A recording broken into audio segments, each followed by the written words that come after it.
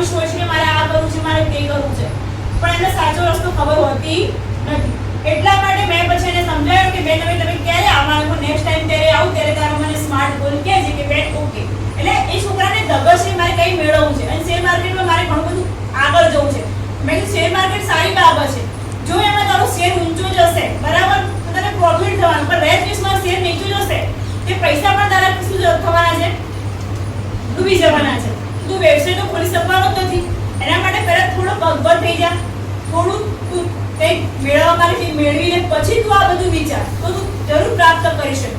એમાં ઘણા બધા રસ્તા છે જેમાં તું તારો સારો વ્યવસાય કરી સારી જોબ કરી શકે છે.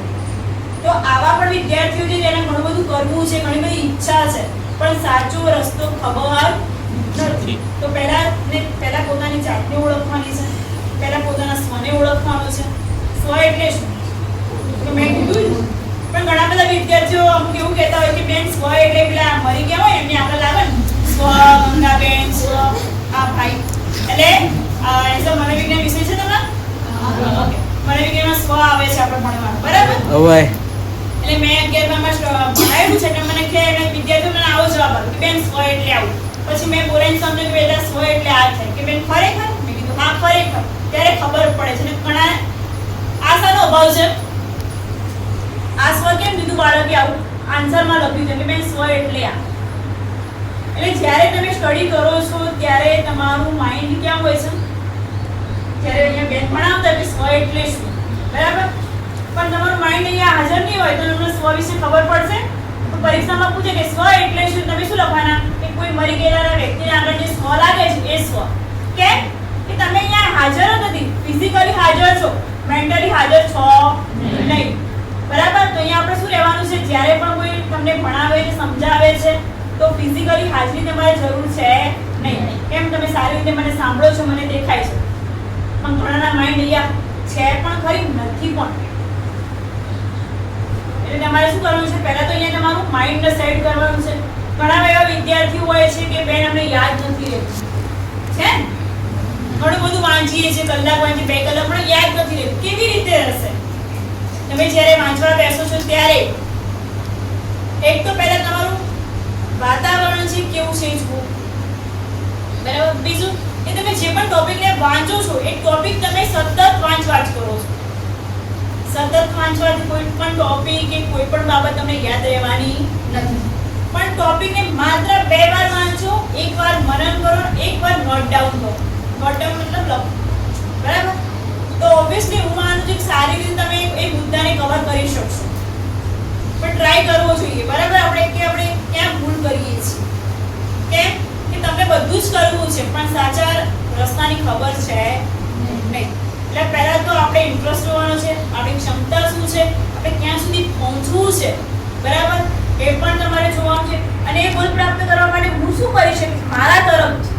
માતા પિતા તમને હેલ્પ કરવાના છે પણ પહેલા તો પોતાની અંદર આપણે જોવાનું છે કે હું મારા માટે હું શું કરી શકીશ, હું શું છું એ તમને ખ્યાલ હોવો જોઈએ. જો કે બધા મનોવિજ્ઞાનના ટોપિક છે બરાબર, બધું અંદર આવે છે અને તમે સારી રીતે ખ્યાલ પણ હશે તો કોઈ દિવસ પોતાની જાત સાથે પણ વાત કરવાની કોશિશ કરવાની કે આપણે અહીંયા કેમ છીએ, હું શું મેળવી શકું, મારામાં કેટલી ક્ષમતા છે, મારામાં કયું કૌશલ્ય રહેલું છે જે હું અચીવ કરી શકું છું, નથી તો કેવી રીતે પ્રાપ્ત કરી શકીશ એ પણ જાણવું તમારા માટે ખૂબ જ જરૂરી છે. ક્લિયર? સમજ પડી? અને નેક્સ્ટ ટાઈમ જ્યારે તમારી સ્કૂલની વિઝિટ કરું ત્યારે બધા જોડે શું હોવું જોઈએ, સ્માર્ટફોન હોવો જોઈએ. એમાં ખબર ના પડે તો મને ઓબ્વિયસલી પૂછી શકો છો બરાબર.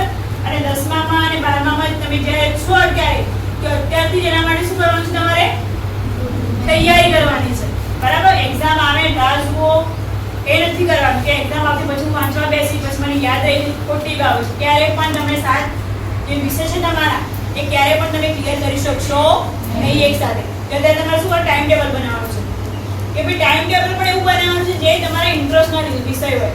સાથે વિષયો આપણને ગમે શક્ય છે નહીં.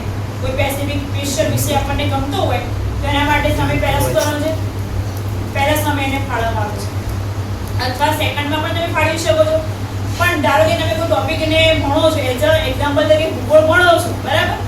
આજે ભૂગોળનું મારે વાંચવું છે કલાક, મેં ટાઈમ આપી દીધું કે ભાઈ આજે શુક્રવાર છે અને સાંજે ઘેર જઈને 5 થી 6 ભૂગોળમાં એક ટોપિક મારે તૈયાર કરવો છે, પણ તમે વાંચવા બેસો છો પણ યાદ રહેતો નથી.